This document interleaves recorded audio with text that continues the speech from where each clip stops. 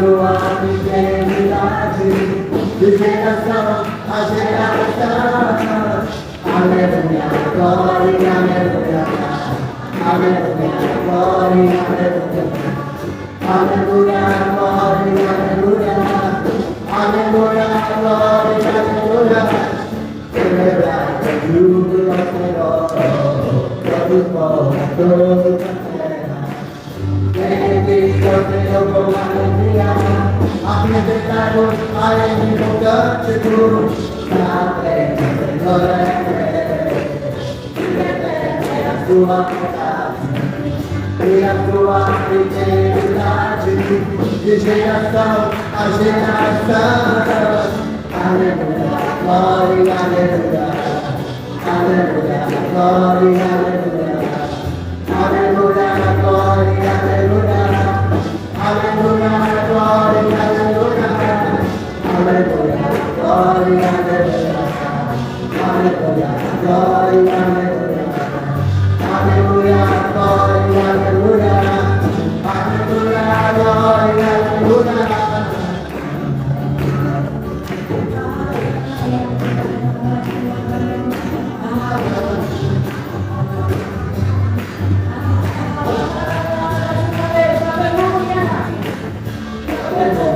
Glória, aleluia, aleluia, glória, aleluia, aleluia, glória, aleluia, aleluia, glória, aleluia.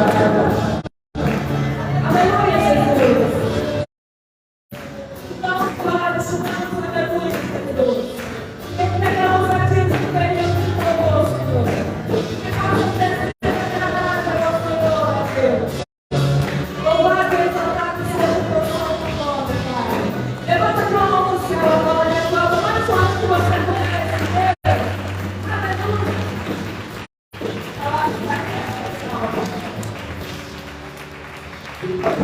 Glória a Deus, vamos embora em nome de Jesus. Meu Deus. Pode ser rápido, na verdade, porque aproveitando o tempo, até liberar logo os adolescentes para poder estarem se dirigindo. As crianças já estão em bares com a pastora Sônia. Os adolescentes podem se dirigir. Já quero convidar os professores aqui, as professoras, a doutora Karine e a doutora Gabriela, essa aula para nós.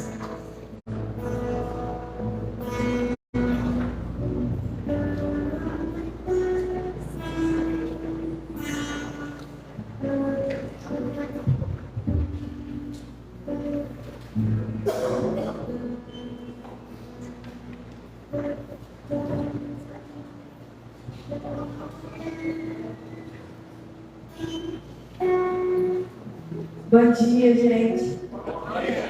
Paz seja com todos, amém? Eu tô nervosa. Tô baixando. Sério. É isso. Eu quero, de antemão, primeiramente agradecer a oportunidade. Mais um desafio. Vai lá você. Uma coisa que eu queria falar com vocês. A gente espera fazer uma aula mais dinâmica, assim. Enfim. Mas tudo que vocês quiserem perguntar é para a pastora Karine. Toda dúvida que vocês tiverem, direciona para a pastora Karine. Em nome de Jesus.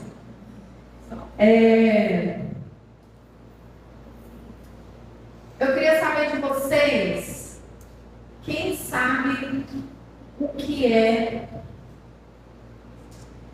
doutrina? Alguém sabe o que é doutrina? O que significa doutrina? Pode levantar a mão e falar.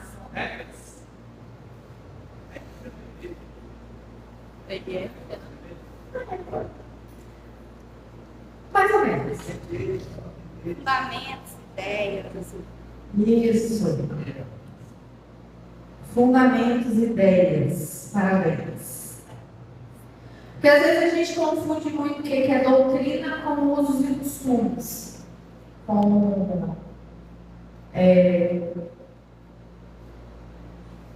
palavra é usos e costumes mesmo, né? Assim, sobre sobre o que eu posso, sobre o que eu não posso fazer. E não, isso chama-se usos e costumes.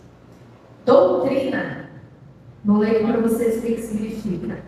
É um conjunto de ideias básicas contidas num sistema filosófico, político, religioso, econômico e etc.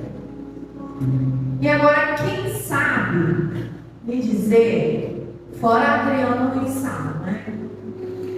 Quais são as doutrinas básicas da Igreja do Evangelho Quadrangular? Sem colar, aquele. E fora a pastora Vera também. Não, fora a pastora Vera, não. Pastora Vera, Adriano e Salmo não conta. Ninguém sabe? Faz nem ideia. Hã?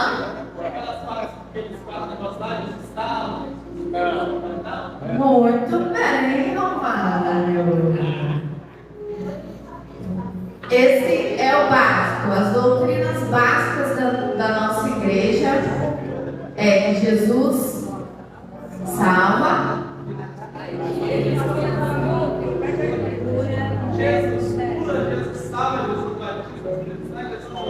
Isso aí. As doutrinas básicas da nossa igreja são que Jesus salva, cura, batiza com o Espírito Santo e voltará. E para essas simbologias de doutrinas básicas que a gente tem na nossa igreja, tem alguns fundamentos, toda doutrina, na verdade, ela é tirada de dentro da Bíblia, tá? E a da nossa igreja não é diferente.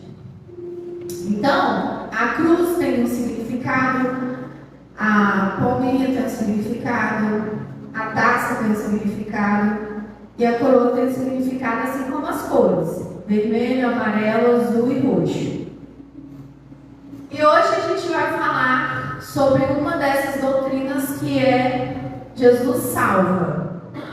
Amém? Vamos lá? Quem está lá? Breno. Passa pra gente, Breno.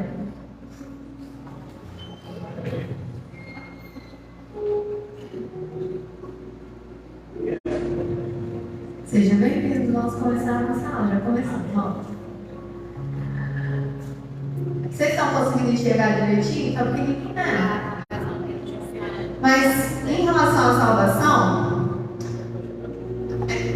a gente vai só dar uma explicação básica assim, do que aconteceu para que a gente chegasse nessas doutrinas básicas, tá? Quem teve essa visão? Vocês sabem quem teve essa visão, né? Vocês sabem, né, gente? Ai, em nome de Jesus. Eu não sei falar o nome dela não, mas a gente vai tentar. Aimee sempre manifesta. Glória a Deus. Aí, o que aconteceu? No final do mês de julho do ano de 22, durante uma campanha de reavivamento realizada nos Estados Unidos, na cidade de Oakland, na Califórnia. Que o antes vocês podem dar glória a Deus aí que eu consegui falar também, tá?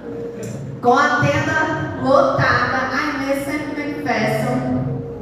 Teve uma visão baseada no livro de Ezequiel, capítulo 1. Breno, não coloca. Ezequiel, eu quero que você pegue a sua Bíblia. Quem trouxe? Quem não trouxe Bíblia? Tem Bíblia aqui na frente.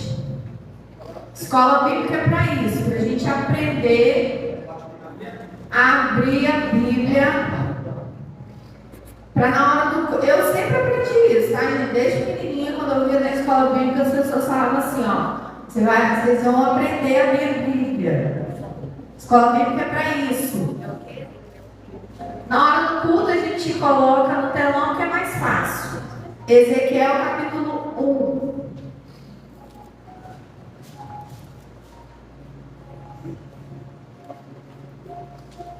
Aí lá no versículo 4.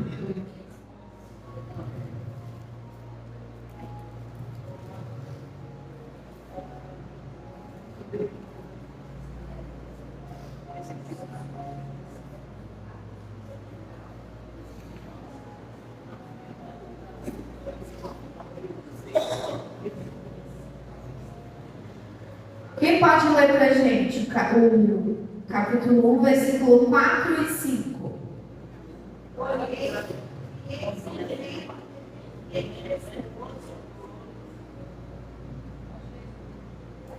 Vamos pegar um microfone aqui, peraí, gente.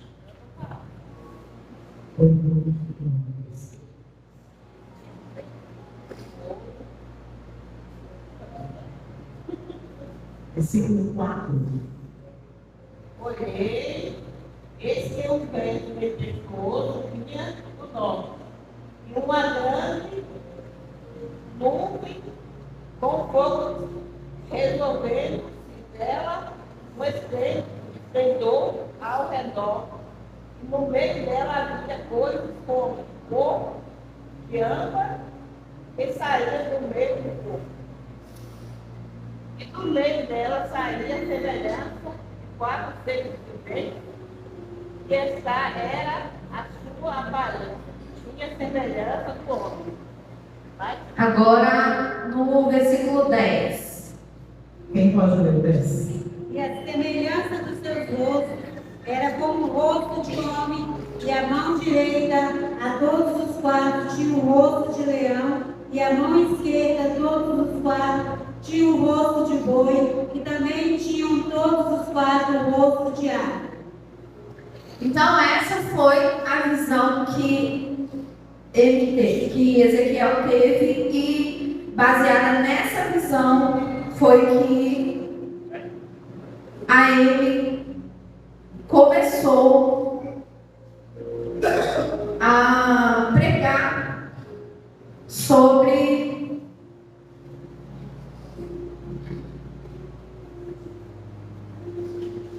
essa visão. E sobre essa visão, ela começou a falar que era do...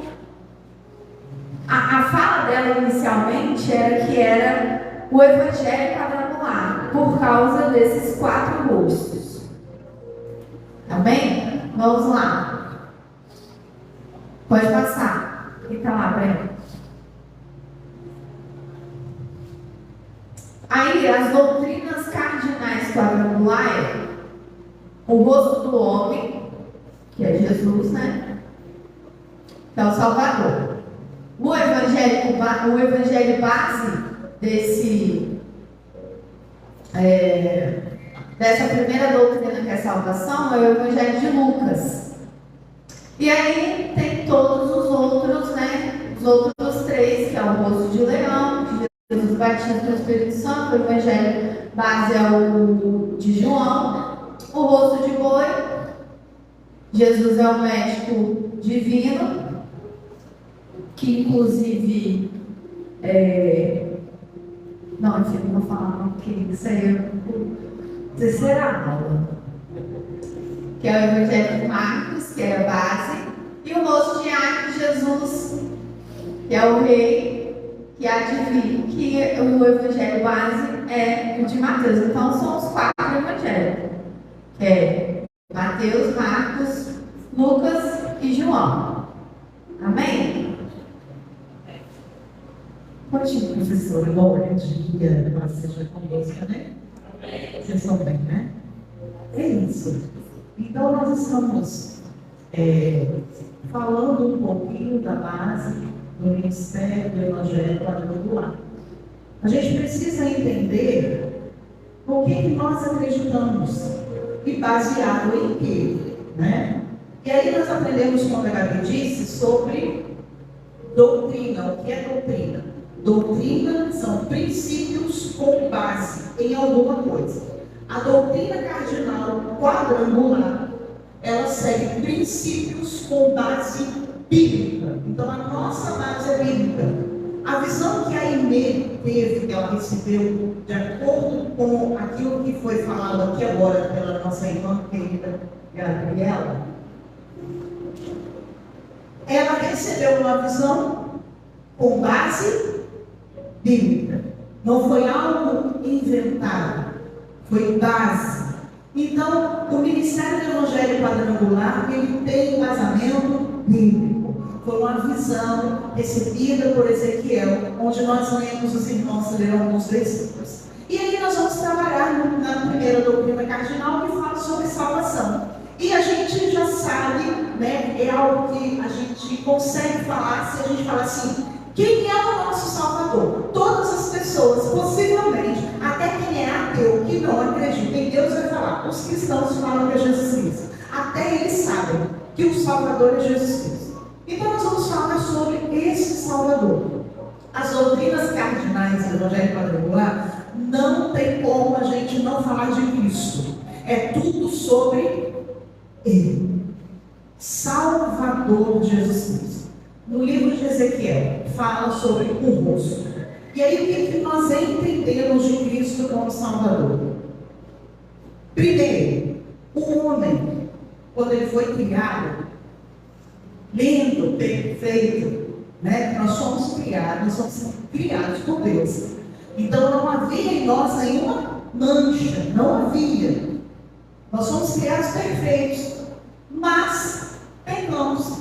Então, com o pecado de Adão, lá no princípio, todos nós fomos condenados. Ponto. Não tem jeito. Tem sim. O homem pecou, então o homem precisa, para que houvéssemos novamente conexão, afinidade, proximidade com Deus, que o homem redimisse os pecados. Livro de Romanos fala isso, que nenhum justo conseguiria. Não havia nenhum justo na terra que poderia suportar e passar por todas as dificuldades. O que o Senhor Deus fez? Quem é que pode falar o versículo que fala do amor de Deus? Leva o microfone que essa mulher fala. Que fala do amor de Deus, que Ele representa o amor por nós, trazendo para nós o Salvador. Microfone, gente. Deus amou o mundo de tal maneira que deu seu Filho unigênito para que todo aquele que nele crê não pereça, mas tenha a vida eterna. Vocês entendem que esse versículo está falando assim: não perecer é o quê? Condenação. Fomos condenados pelo pecado. Mas Ele envia Jesus, Gabriela envia Jesus, que é representado pelo Evangelho de Lucas, nós vamos falar sobre isso. Ele envia Jesus para quê? Perfeito, sem mancha, sem mácula, para que nos desse a vida. E isso chama-se o quê? Salvação. Estávamos condenados. Jesus veio nos dar direito à salvação. Amém? Então, o Ministério do Evangelho Quadrangular, a primeira doutrina cardinal, ela ensina sobre a salvação. Quem é o Salvador? Qual é a base bíblica? Quais são os princípios? O que devemos seguir? O que devemos fazer? Então, nós seguimos e fazemos e tentamos nos aperfeiçoar em quem? Jesus. É o exemplo dele que nós devemos seguir. Gabriel? Próximo aí, Breno, vamos. A visão de Ezequiel, né? Já foi falado. Pode passar, Breno, fazendo por favor. Jesus, o Salvador, veio em forma de homem para nos ensinar o caminho de volta para Deus. O Filho do Homem, o Evangelho de Lucas. Nós vamos ler esse versículo. Lembra a gente, Gabriela, esse de Lucas? Eu não vou ler, não. Procura aí, gente. Lucas 19. Lucas capítulo 19, que é todo mundo hoje sobre Bíblia. Olha que maravilhoso. sem colar no celular.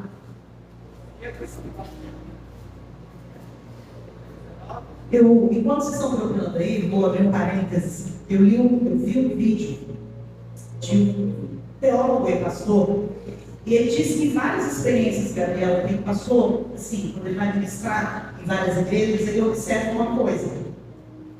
Geralmente, a maioria das igrejas que ele observa que quando faz a leitura bíblica, e a maioria das pessoas não tem a Bíblia aberta, é ali onde tem pessoas que conhecem a palavra do Senhor.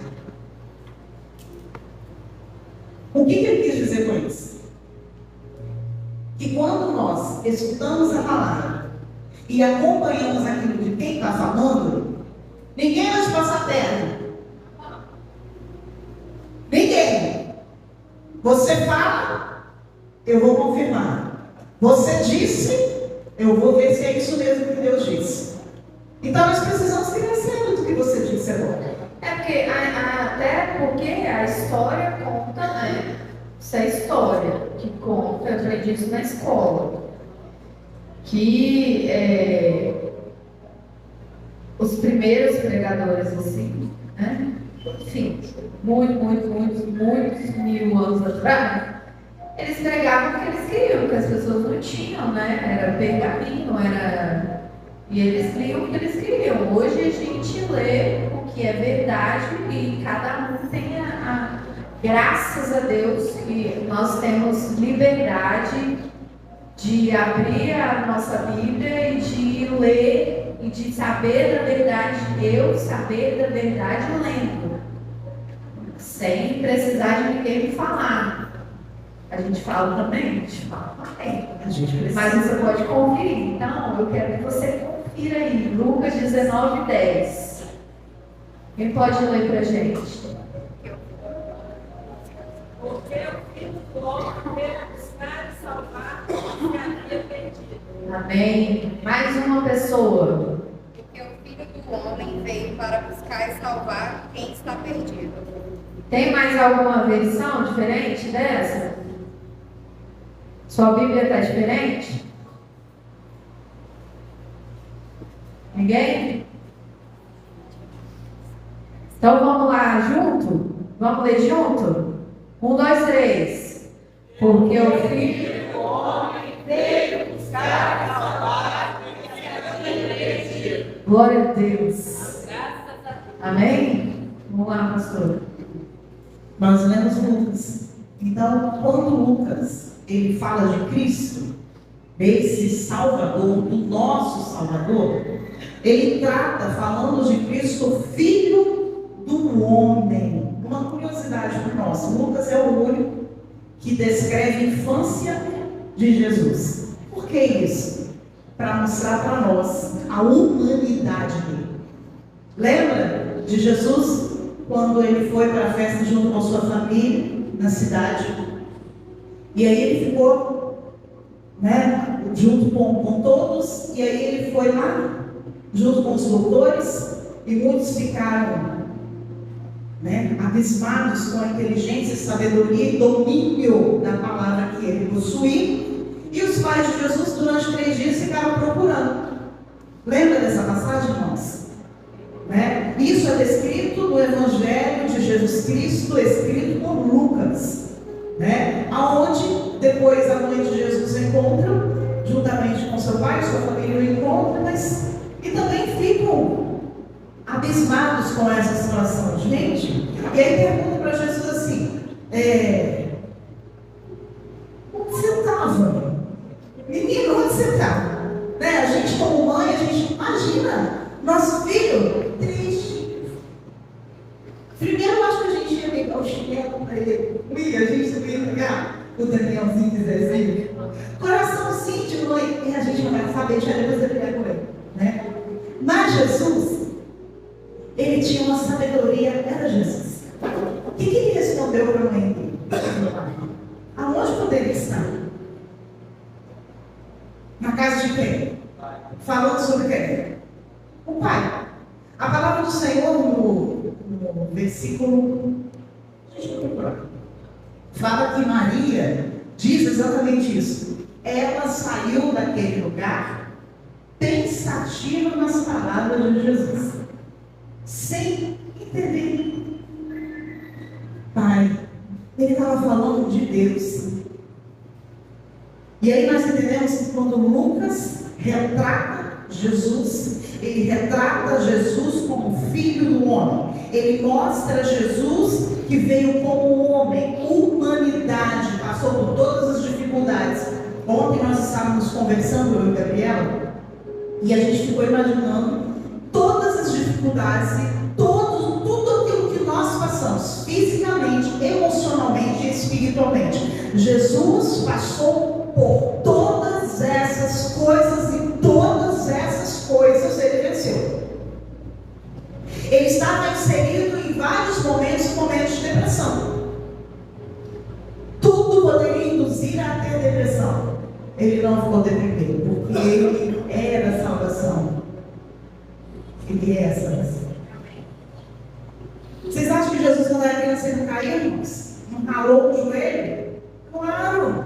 Ele veio homem. Ele passou por todas as dificuldades que nós passamos. Só que todas as dificuldades foram vencidas. Por isso, Lucas, mais uma vez, descreve Jesus como o Salvador. Mas veio como um homem vencer todas as dificuldades para que concedesse ao restante da humanidade o direito de salvação e acesso ao Pai. Redimir dos nossos pecados. Porque o pecado é de quem? Nosso. Não é dele. É nosso. E uma das atitudes que nós vamos falar no final. Uma das atitudes que nós precisamos entender e olhar para nós mesmos. Bora. Breno. Leia para mais Foi por um homem que veio o pecado ao mundo e para Deus aprove trazer a redenção por meio de outro homem. Este, porém, puro e sem pecado, a semelhança do Cordeiro oferecido como sacrifício para Israel e que deveria ser sem mancha e sem mácula. Então, por que nós trouxemos isso, né? Isso aí é um pensamento, a percepção que encontra-se, inclusive, na nossa apostila. Não sei se vocês sabem, mas relembrando para quem se sabe, o Ministério do Evangelho Quadrangular, ele possui um Instituto Teológico Quadrangular. Nós temos um Instituto de Ensino e nós temos apostilas que abordam vários assuntos. E aí nós tiramos essa observação dessa apostila. E aí eu queria que você entendesse quando ele fala bem assim, semelhança do Cordeiro oferecido como sacrifício por Israel. Lembra no tabernáculo, uma vez o pastor Salmo ele fez até, deu uma aula e já pregou sobre isso, né? O sacrifício do Cordeiro, lembra? Né? Era necessário para que houvesse a expiação dos pecados de quem? De toda Israel. Então o Cordeiro precisava ser sacrificado. Então isso não mudou. Jesus Cristo, Pai, Filho e Espírito Santo. O nosso Deus, ele é o mesmo. Ontem, hoje e não mudou. Mesma coisa. E não havia feito, deveria ser feito um sacrifício, derramar sangue. E aí nós vamos falar da cor? O sacrifício ele precisava ser feito em Israel. O sumo sacerdote entrava dentro do tabernáculo, lembra? No Santo dos Santos. Lembra disso? Então precisava ser feito naquele lugar um sacrifício. O sacrifício, na verdade, não era feito lá, era feito aqui fora. Gente, essa aula é fantástica. É uma das que eu amo demais, né? Porque representa do início ao fim Jesus. Do início ao fim está demonstrando Jesus como Cordeiro. Por isso que quando nós falamos assim, Deus, ele não tem plano A e plano B. O plano de Deus é o único desde o princípio, nada mudou. Pode seguir, Breno, para nós. Senão eu vou pregar. A Gabriela falou ontem assim comigo. Gente, a gente já pensou nesse conversar. Então, ela todo carinho. A gente tem que dar uma aula, a gente não pode fazer uma pregação, eu falei, é verdade. Porque se deixar a gente prega. Ué. Porque quem tem dor de aula aqui, ó.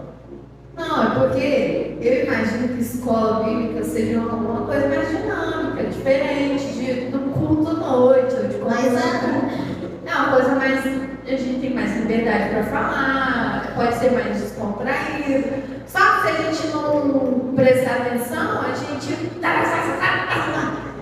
e vai na pregação. A gente quase foi agora, vocês entenderam. Glória a Deus, passa aí. Não, tá aí. Vem entre nós.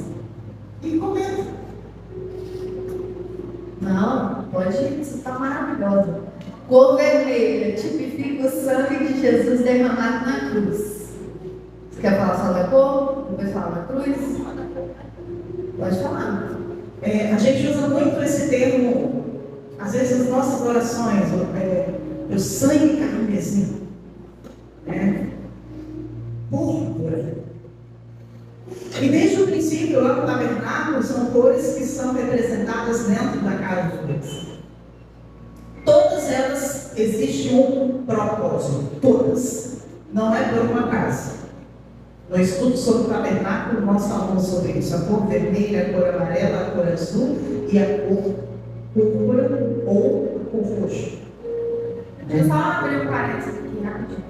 É porque, na verdade, assim, tudo que a gente sabe hoje veio de muito antigamente, assim, veio de costumes que as pessoas tinham, né, antigamente. E as cores, a simbologia das cores, nessa época que foi escrita a Bíblia, que Jesus viveu, era muito forte, era muito importante. Tanto que quando a gente vê, bem antes de Jesus, né, na passagem de José, por exemplo, que fala da capa dele, da túnica que o pai fez, com aquelas cores que chamavam atenção e que causavam inveja. Aí já são duas vertentes, né, dois paralelos. Mas, para a gente entender que naquela época as cores eram muito importantes e fazia mesmo a diferença, tanto que nos palácios né, a gente veio falando sobre cores. A história conta pra gente sobre as cores, que só pessoas que tinham um poder aquisitivo maior, que usavam cores mais fortes, que tinham, na verdade, mesmo grana para isso, né? E, então, eu só estou abrindo um parênteses para falar para vocês sobre a importância das cores.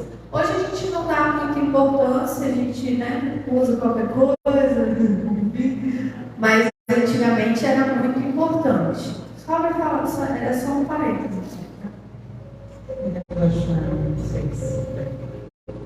Mas enfim, a gente está falando da cor vermelha. A gente está falando da cor vermelha, né?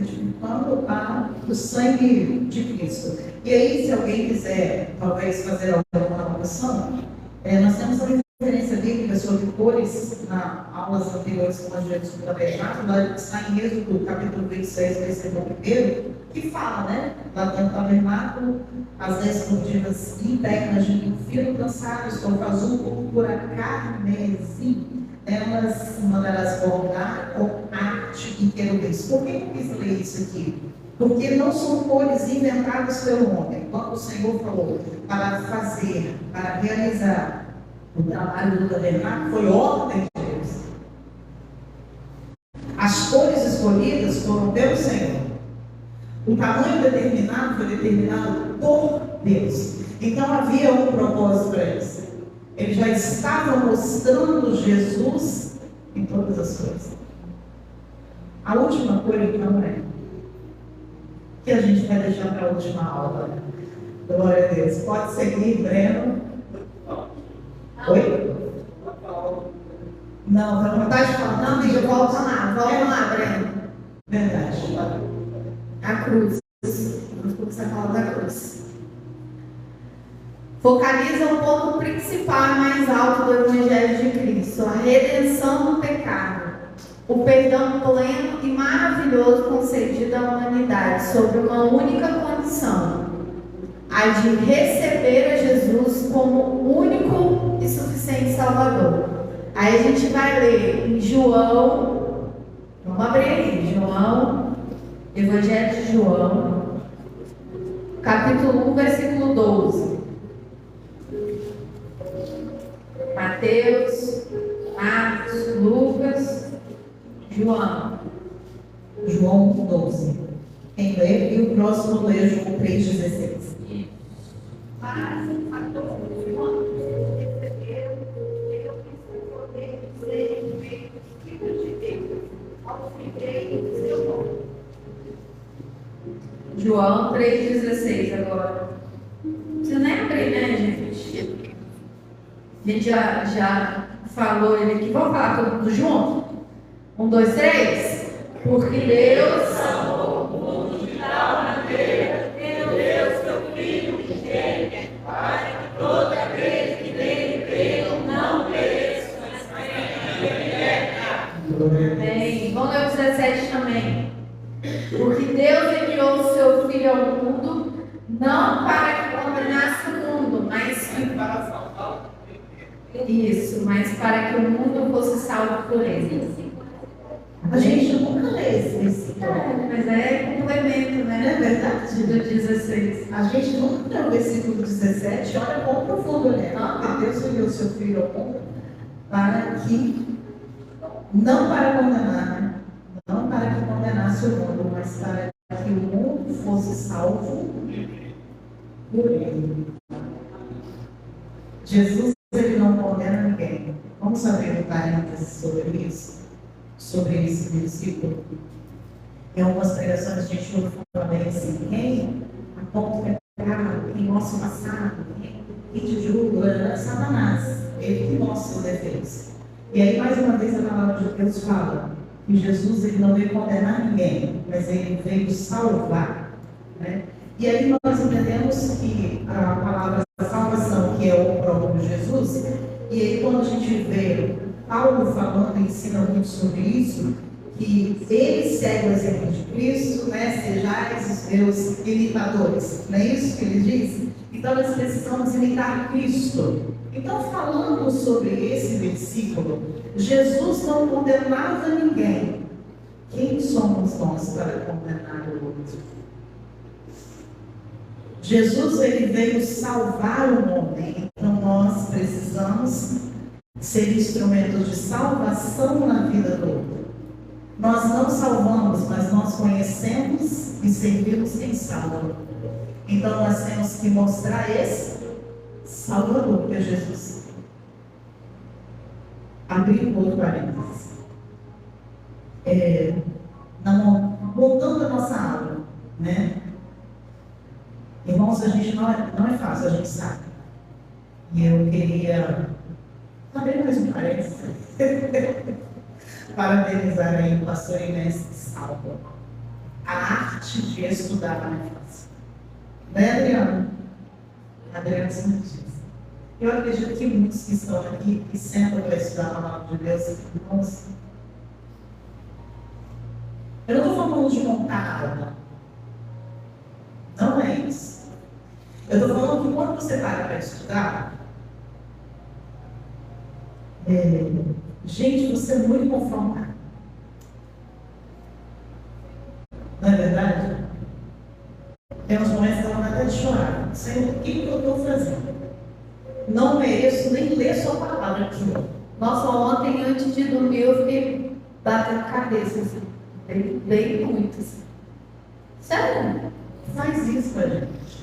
Você entende? Faz isso. Aí a gente entende quanto que realmente Deus nos ama, porque nós não somos merecedores, porque nós pecamos todos os dias. Todos os dias. Cada um de nós somos pecadores.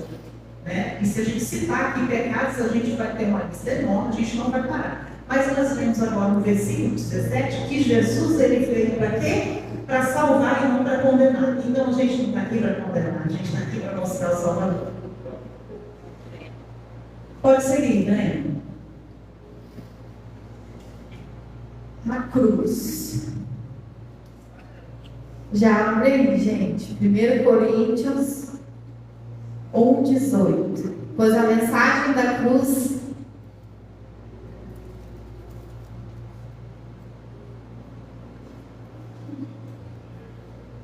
é loucura para os que estão perecendo, mas para nós que estamos sendo salvos é o poder de Deus. Eu acho que é o que é o versículo, nem precisa de abrir, não. Porque a palavra da cruz é loucura para os que perecem, mas para nós que somos salvos é o poder de Deus.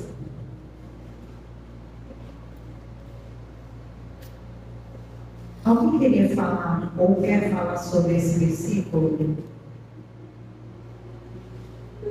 Ou talvez você queira perguntar para a Gabriela alguma coisa sobre esse versículo? Não, para ela. Ou vocês acham que é um versículo tranquilo assim? Normal, entendi a mensagem, passou, vamos passar para frente. A questão da loucura aí é que hoje em dia. Espera um pouquinho, vamos arrumar o microfone para você? Glória a Deus.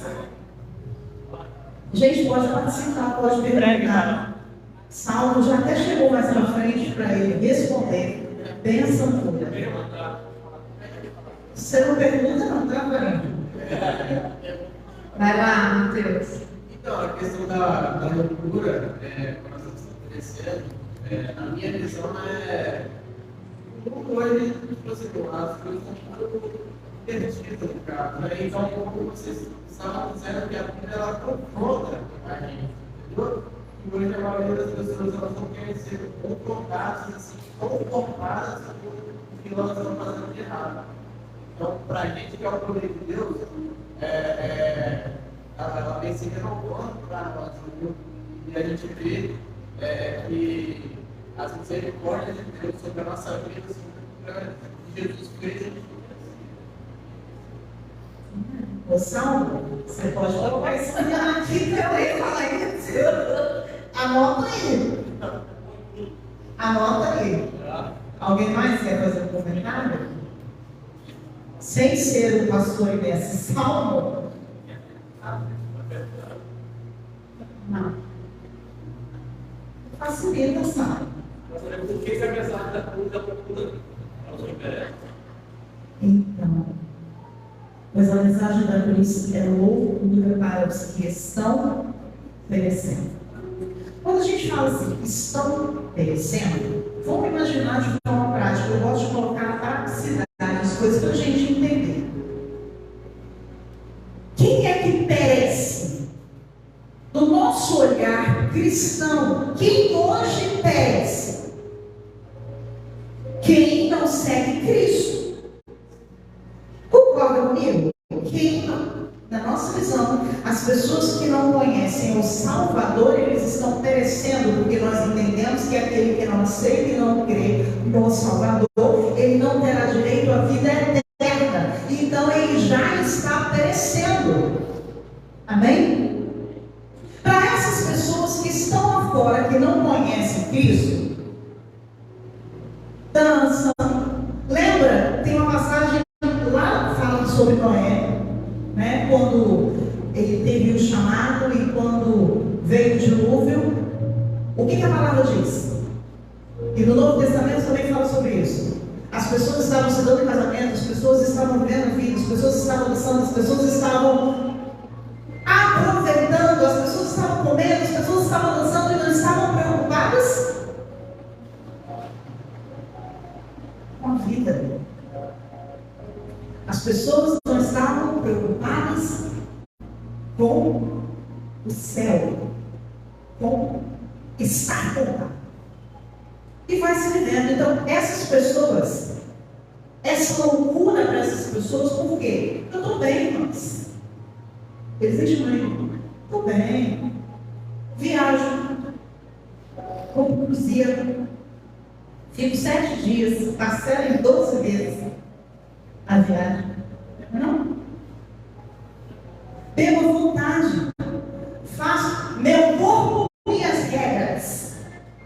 Não é assim? Meu corpo, minhas regras. Faço o que eu quero. E aí a gente fala de Cristo para essas pessoas. É loucura. A cruz, a salvação é loucura, porque elas acreditam que estão vivendo o melhor da vida delas. Mas nós sabemos que esse melhor ele é passar.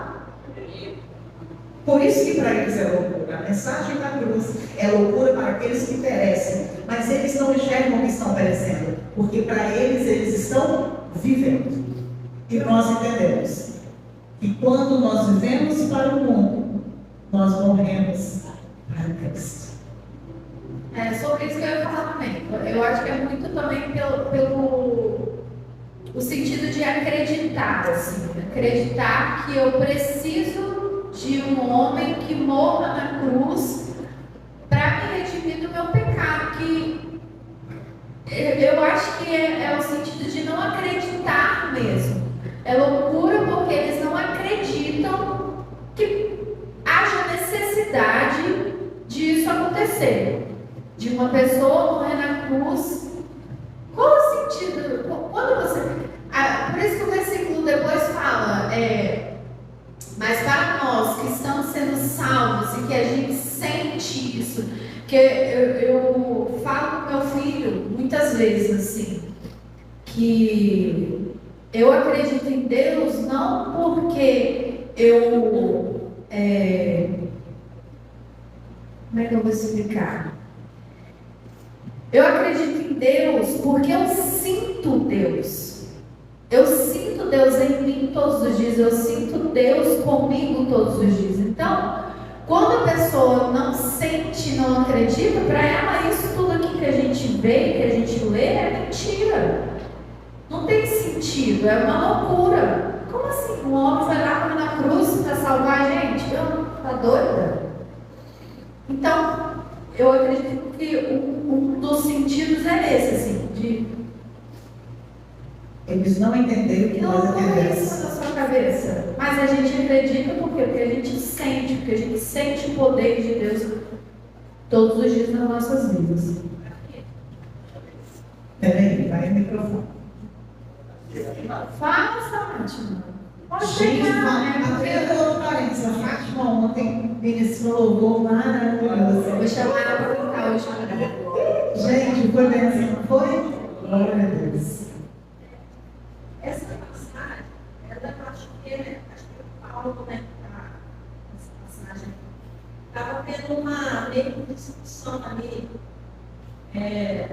Uns estavam bem divididas, né, a igreja do público, né, que são aí, assim, Pergunta para o pastor Sinal, arrasou, Fátima. Foi maravilhoso. Aí, assim, que eu entendo desse versículo, porque naquela época ali foi uma loucura mesmo essa pregação da cruz, da salvação, de Cristo crucificado. Porque uma parte buscava muito conhecimento e sabedoria, e uma outra parte buscava sinais. Acho que só para judeus, que até hoje esperam sinais do Messias. Sobre isso mesmo, Aí Deus veio com essa mensagem, como Paulo e muitos outros que vieram, essa loucura de um Cristo crucificado, de um Cristo que iria vir morrer. E para eles, assim, na época foi uma reviravolta, as pessoas estarem com essa pregação de cruz, de salvação, por algo que nem tinha, assim, até às vezes acontecido. E Deus, ele age dessa forma, usando uma loucura para pregar mesmo a sua palavra e confundir mesmo as pessoas. E como ele fala, quem crê? Muitas das vezes a gente não tem que entender nem buscar. Eu estava falando com o meu irmão, eu estou passando por um momento que eu não tenho que entender, mas eu tenho confiança no que eu já entendo. E eu entendo que Deus me ama porque Ele cuida de mim. Muitas vezes a gente fica querendo buscar, e de Deus, muitas das vezes a gente não vai ter todas as respostas, assim, o que a gente quer. É entender e pronto, é entender essa loucura e mergulhar nela, no Evangelho. E muitas vezes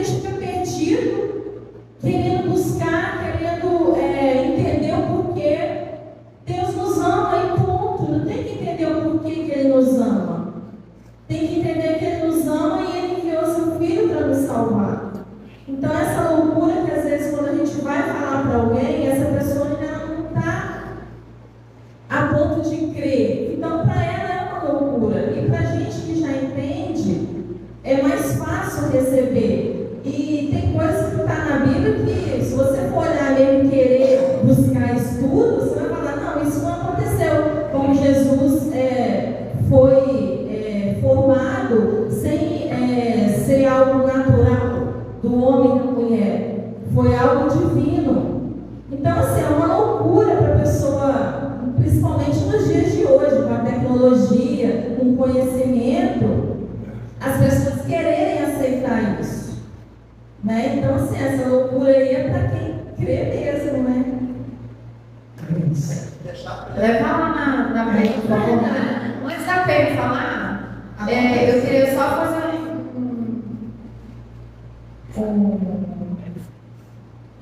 um adendo. Imagina você hoje chegar uma pessoa que, pra gente que lê e que acredita nisso há tempo, é muito fácil a gente acreditar, né? Agora, imagina uma pessoa chegar para você hoje, sem você conhecer nada de Jesus, sem você conhecer nada de Cristo, e falar com você que morreu, uma pessoa morreu para te salvar. Como é que a cabeça da gente fica? É assim que eles estavam naquela época, naquele tempo. Pode falar, pai. Bom dia, igreja, mais seja convosco, amém? Essa questão assim, do entendimento, né, como a Fátima acabou de falar ali, é bem complexo, né? Acho que até muitas vezes nós que estamos na presença de Deus, caminhando há anos, tem muitas coisas que a gente não consegue entender da parte de Deus. Até mesmo porque eu acho que nós nunca vamos entender, como a Fátima acabou de falar. Tem coisas que a gente às vezes espera de Deus, ou espera a resposta de Deus, que nós não temos e nem vamos ter. Isso muitas vezes é complexo mesmo, é muito difícil. Recentemente agora aconteceu um fato, e às vezes eu penso assim, gente, como realmente quem está de fora da presença, talvez vai ter até mais realmente dificuldade de entender, porque se eu estou na presença, eu tenho dificuldade de entender essas situações, como quem está de fora vai entender? Esse caso, acho que é do conhecimento de vários que estão aqui na igreja, desse rapaz que veio a falecer recentemente, num acidente de moto, e que, pelo menos pelo que eu vi nas redes sociais, eu não o conhecia, mas eu acompanhei tudo pelas redes sociais, ele tinha se reconciliado num culto, me parece que no dia anterior, se não estou enganada. Aí vem uma pergunta, o propósito de Deus na vida desse rapaz, a gente pensa assim, mas ele precisava morrer?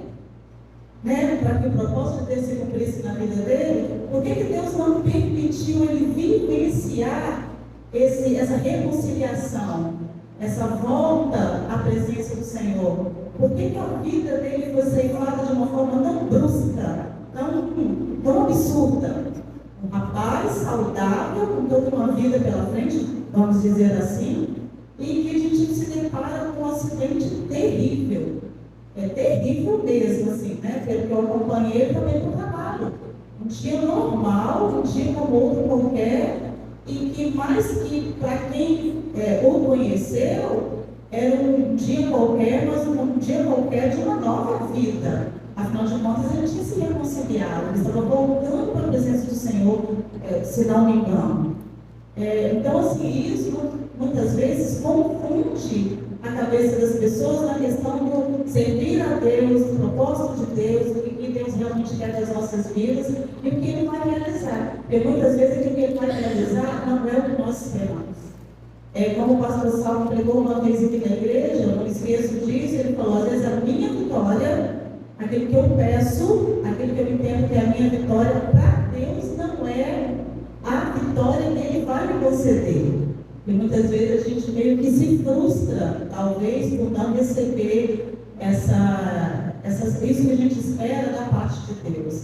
Eu não estou falando de questões materiais, não, estou dizendo de questões de vida mesmo, de algo que a gente busque Deus para Ele realizar nas nossas vidas e que a gente não vivencia.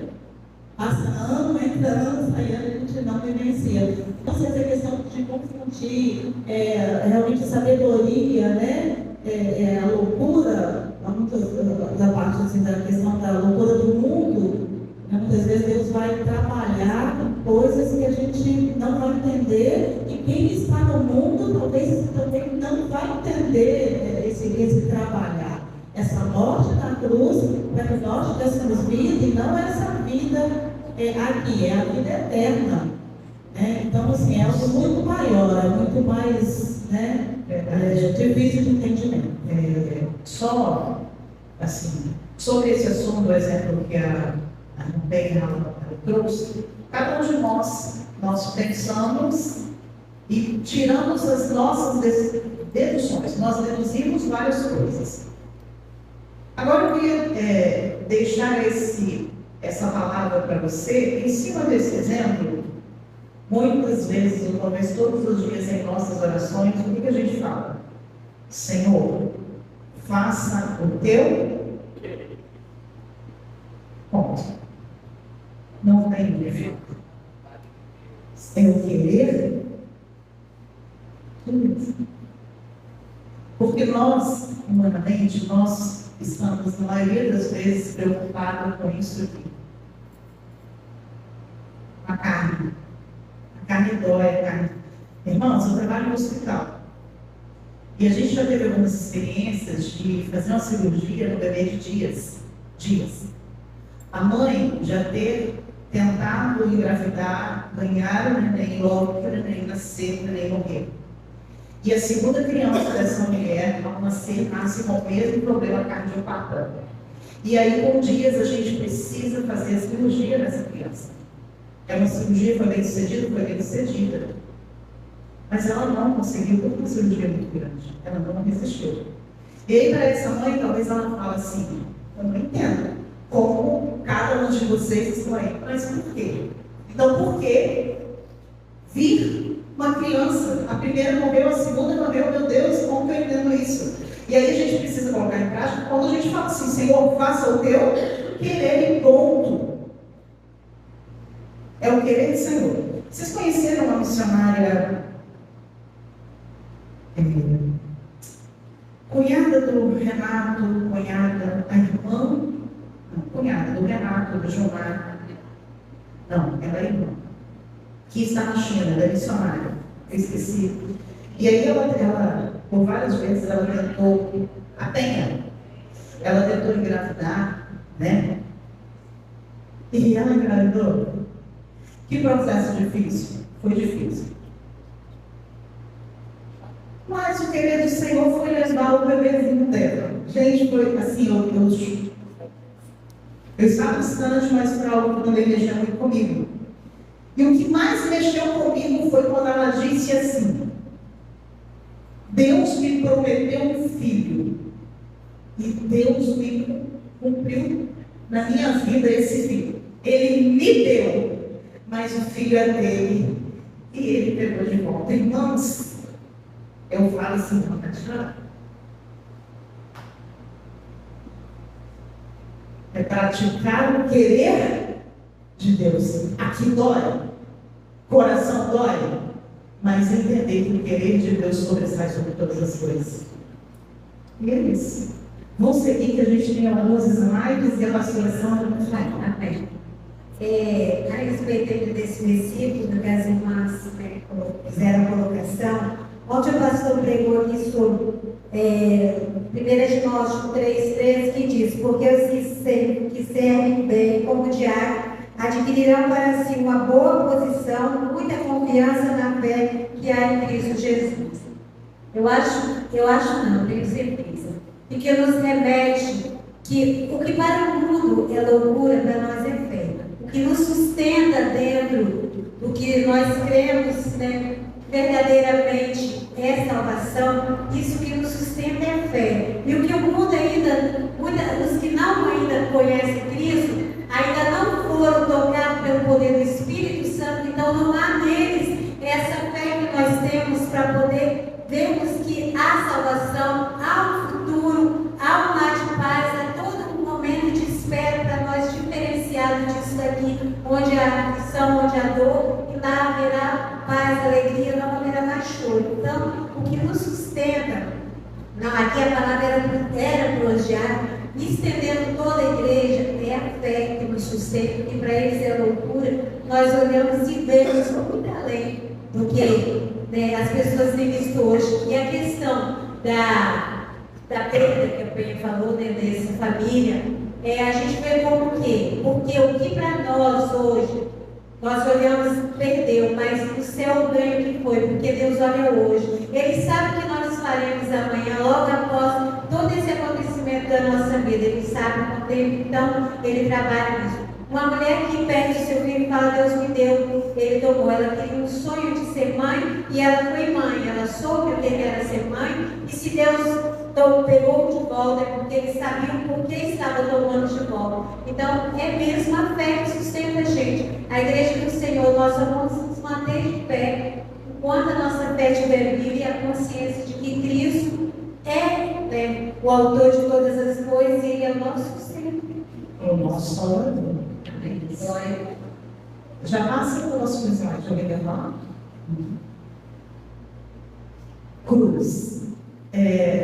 A gente trouxe alguns tópicos, teriam mais alguns, mas a gente trouxe esse que a gente achou assim, bem importante sobre a cruz. No primeiro a gente colocou assim, é apenas um símbolo, ok? Então, quando nós olhamos para a cruz, quando a gente vê a nosso emblema aqui, ó, quadrangular, tudo isso aqui são símbolos, porque apenas o Senhor Deus é digno de adoração. Apenas a Deus deveis adorar. Então, nós não adoramos imagem nenhuma. A cruz é apenas a representação de um símbolo onde Jesus foi levado como cordeiro e derramou seu sangue. Ponto. Isso é a cruz para nós. Amém? E por que a gente vê essa cruz assim? Só a cruz? Ela está vazia. Por que ela está vazia, irmãos? Jesus ressuscitou. Glória a Deus. E aí, no segundo ponto, na cruz somos crucificados com Cristo. Nós já falamos sobre isso. Ele pagou o preço que não era dele. O pecado não é dele, é todo nosso. Mas ele foi para a cruz porque nos ama demais. E na terceira, segurança eterna. O que quer dizer segurança eterna? Segurança eterna está querendo dizer assim, não precisa ser crucificado de novo. Ninguém precisa ir para a cruz de novo. Ninguém precisa fazer sacrifício, porque o único sacrifício suficiente já foi realizado por Jesus Cristo. Então, segurança eterna. Ponto. Não tem o que discutir. Próximo slide, a gente vai correr um pouquinho, porque a gente já está no finalzinho. Lê aí para nós. Inclusive, a gente já falou também que, que Jesus é o Salvador, é necessário passar por esse caminho para chegar até o Pai. Já lemos também em Lucas 19:10, portanto, o Filho do Homem veio buscar e salvar o que estava perdido. Esse versículo de Lucas 19:10, cada simbologia dessa, a cruz, a pomba, o cálice e a coroa, tem suas cores, tem seus símbolos e tem seus versículos chaves. E do vermelho, da cruz e tal, é Lucas 19:10. Então, se alguém perguntar algum dia qual é o versículo-chave da simbologia da cruz, da salvação, Lucas 19:10. Amém? Pode passar. Aí a gente quis explicar mais ou menos o Evangelho escrito por Lucas. Eu vou ler rapidinho assim, porque a gente está com a hora meio apertada. Lucas fala do Filho do Homem, cujo ministério era voltado para a salvação. Essa expressão aparece 19 vezes nesse livro, direcionada aos gregos, onde podiam compreender o que Lucas ensinava e o aceitavam devido à sua cultura, pois era médico e muito instruído.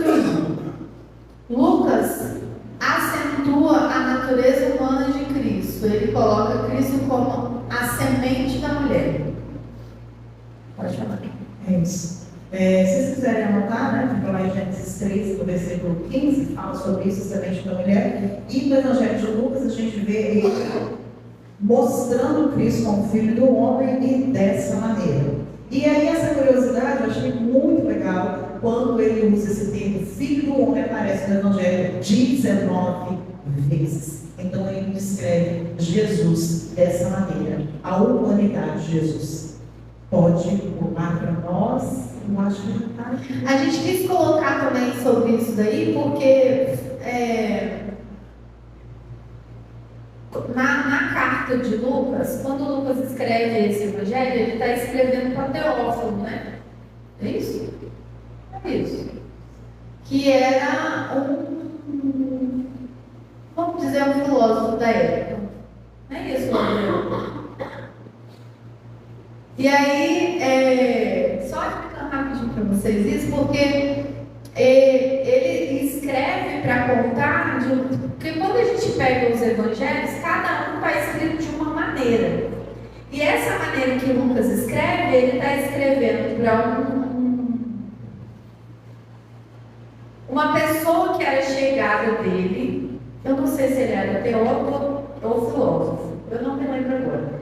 Mas quando você vê lá que o primeiro versículo de Lucas, ele está falando que ele está escrevendo para essa pessoa e está falando que está contando a história de Jesus da maneira que ele sabe falar. Então, cada evangelho fala, as pessoas escreveram da maneira que eles sabiam falar. Então, Lucas está escrevendo, na verdade, para os gregos.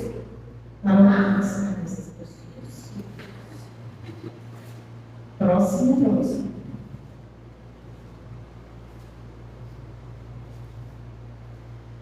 Filho do homem, Lucas 5:24. Então, aqui a gente quis dizer que Jesus veio como homem mesmo, assim, porque na minha mente, às vezes eu tenho um pouquinho de dificuldade, assim, de realizar isso. Não que eu não acredito, eu acredito. Mas tem algumas coisas, assim, ontem eu estava conversando muito com a Karine sobre isso, tem algumas coisas, assim, que eu fico, meu Deus, não é possível. Mas é possível, tá, gente? E aí, a gente veio mostrar que Jesus teve necessidades físicas, teve sentimentos e sensações humanas que a gente também tem. Foi um homem que experimentou várias coisas, assim, daquilo que a gente também experimenta, de sentimentos, de sensações, de várias coisas. Nas necessidades físicas, ele teve cansaço, teve fome, teve sede. A gente tinha algumas bases bíblicas para a gente ler com vocês, assim, sobre essas coisas aí, mas como o tempo está um pouquinho apertado, a gente vai passar. Mas depois, se vocês quiserem, depois eu jogo lá no grupo as referências. Tem referências bíblicas. Então, ele teve sentimentos e sensações humanas, foi tentado, sentiu agonia, sentiu dor, sentiu pesar, sentiu tristeza, sofrimento, depressão, solidão, chorou, cantou. E, como homem também, ele foi um homem que experimentou várias coisas. Ele ensinou, foi batizado, ele pagava impostos, fazia visitas. Então, é só para demonstrar mesmo que Jesus fez tudo aquilo que a gente também faz. Assim, menos o pecado, tá? Então, tudo isso aí ele não falhou em nada. Ele não faz nada. Vamos. Já falamos? Da cor vermelha a gente já falou. Eu vou só ler para vocês. A cor vermelha está ligada ao sangue de Cristo derramado na cruz do Calvário. Na bandeira quadrangular, o vermelho encontra-se em primeiro lugar. Está na primeira faixa, de baixo para cima, pois simboliza a principal fase do ministério de Jesus, que é a salvação. Jesus faz todas as outras coisas, tá, gente? Mas o principal de todos é a salvação. Próximo. Declaração de fé. A declaração de fé da Igreja Evangélica Quadrangular foi escrita por MC Macpherson. e diz: salvação pela graça, cremos que a salvação dos pecadores é inteiramente pela graça, que não temos justiça alguma ou bondade em nós mesmos, por onde procurar o divino amparo, havendo de nos lançarmos, portanto, a inabalável misericórdia e amor daquele que nos comprou e nos lavou no seu próprio sangue, clamando os méritos e a justiça de Cristo, o Salvador, firmados na sua palavra e aceitando o livre dom do seu amor e perdão. Nossa, barulhou tudo na minha cabeça agora, né? Essa é a declaração de fé, tá? Só reforçando, pode ouvir o seu salmo, nós vamos finalizar. A gente tem mais algum slide, Breno? Pode passar, o próximo. Essas aí são algumas atitudes, a gente não vai ler, a gente, só falando sobre a declaração de fé, nós temos, além das doutrinas cardinais, nós temos o site oficial da Igreja do Evangelho Quadrangular. Nós possuímos um estatuto que diz todas as regras, aquilo que nós acreditamos, céu, fé, batismo, ceia, todas essas coisas. Então é tudo muito bem organizado.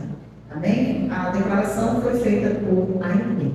Aqui são as atitudes que nós colocamos, crer, confessar e ouvir. Crer na salvação de Cristo, confessar a salvação de Cristo. Como é que eu confesso isso? Quando eu confesso os meus pecados, eu não sou merecedora, mas Ele quer me salvar. E ouvir é o quê? Ouvir palavras de Deus, ouvir sobre a salvação de Cristo. E isso vai firmando mais ainda que o nosso Jesus é Salvador e nós conseguimos sim ter acesso através dele, porque Ele é o caminho, a verdade e a vida. Acabou, Breno? Acabou, glória a Deus. Obrigada, pastor. A gente ia falar mais uma hora. Eu só quero fazer mais um agradecimento aqui, rapidinho, porque quem me conhece sabe que eu sou muito apaixonada por escola bíblica. Eu gosto muito. Sempre gostei desde pequenininha e eu estou muito emocionada. Maravilhosa. Estamos muito orgulhosos de você. Eu estou muito feliz.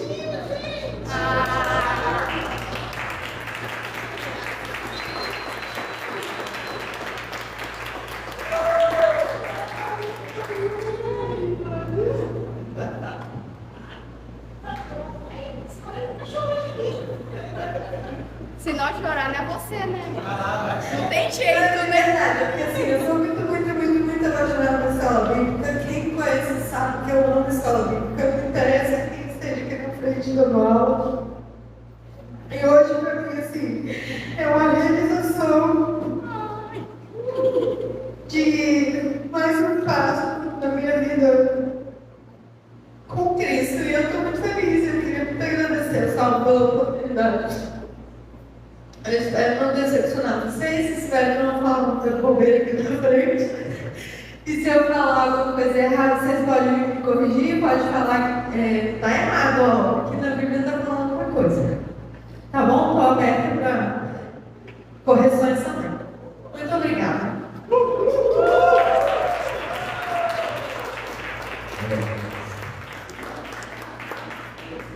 Vamos agradecer a Deus. Se você fosse uma competição da escola bíblica, fique à vontade para fazer o vídeo de salvação aqui. Eu só queria pedir aos irmãos para fazer um pequeno esforço de chegar no horário. Porque nós já diminuímos meia hora justamente para a gente chegar no horário. Você vai daqui 10 para as 9, para 9 horas em ponto começar a música. E a gente vai aproveitar melhor o tempo, tá bom? Obrigado por terem vindo, vamos orar ao Senhor. Deus, nós te louvamos por essa manhã, te glorificamos, te bendizemos pelas tuas filhas que se dispuseram a estar aqui ministrando a aula, não só aqui ministrando a aula, como também escutando esses dias anteriores para poder estar aqui. Nós te louvamos por isso, pela dedicação delas, também pela dedicação dos teus filhos que se puseram a estar aqui nesta manhã para participar da escola bíblica, os músicos que tocaram e cantaram. Deus, nós te louvamos, Pai. Mas, sobretudo, nós te glorificamos porque o Senhor veio. Obrigado pela tua presença neste lugar, Deus. Que esse domingo seja muito abençoador sobre a vida de todos que aqui estão. Nós vamos agradecer em nome de Jesus. Amém. Bem, ela que vem. Gente, ó, eu quero agradecer a Carmen também, tá? Ela teve uma paciência maravilhosa. Irmãos, quem puder tirar uma foto aqui na frente para registrar, fique à vontade. Quem puder, quem quiser, vai mais. Quem puder e quiser, vem com a gente registrar nosso primeiro momento.